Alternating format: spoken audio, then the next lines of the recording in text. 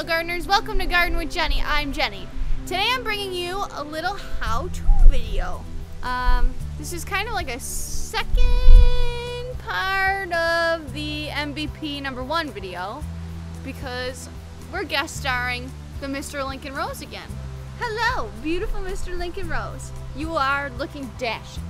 So today I'm going to show you how to properly trim your rose bush to deadhead it.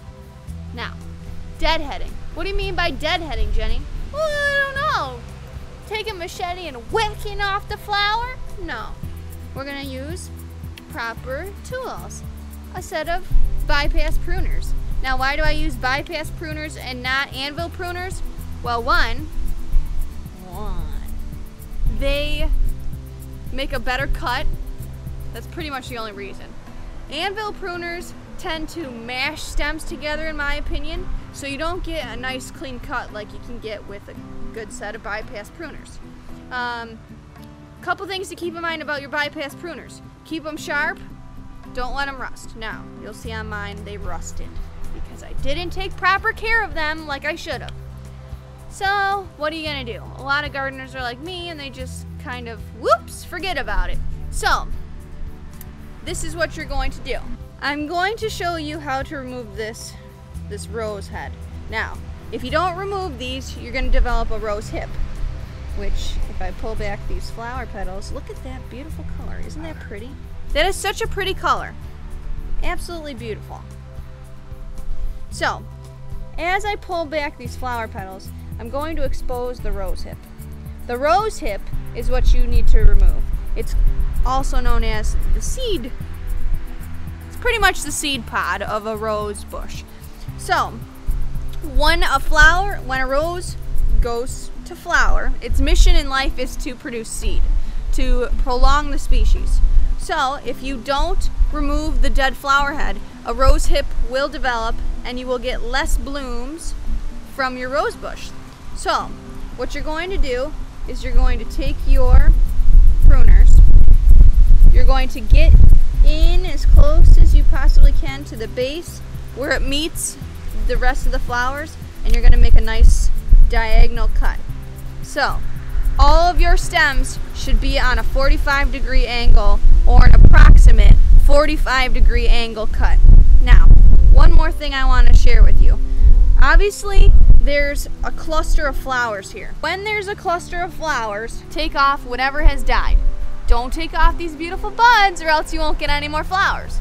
So, once all of these buds have flowered and died, started to develop the rose hip, you're going to take this stem back to a leaflet of 5. The first leaflet of 5, which is this leaflet here. This is the first leaflet of 5.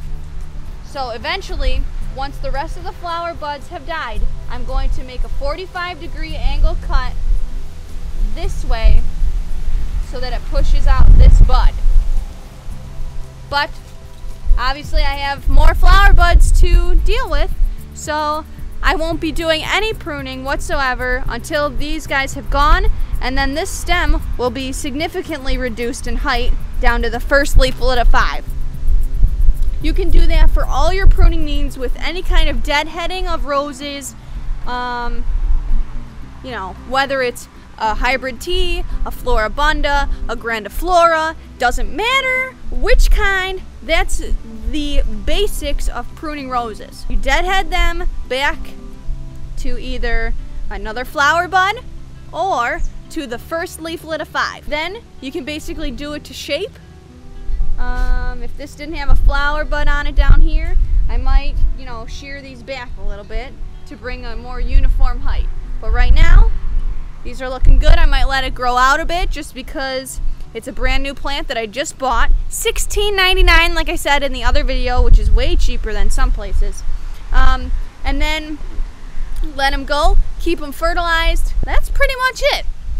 That's the basics of pruning or deadheading a rose bush. Please comment below with your tips, your tricks, and any other kind of advice that you would give to someone else on your gardening experience, because everybody's experience is different and everybody's way of gardening is different because of their preferences. So I'd like to hear your comments, your concerns, and any kind of wisdom that you have developed in your years of gardening. And until next time, stay green, folks.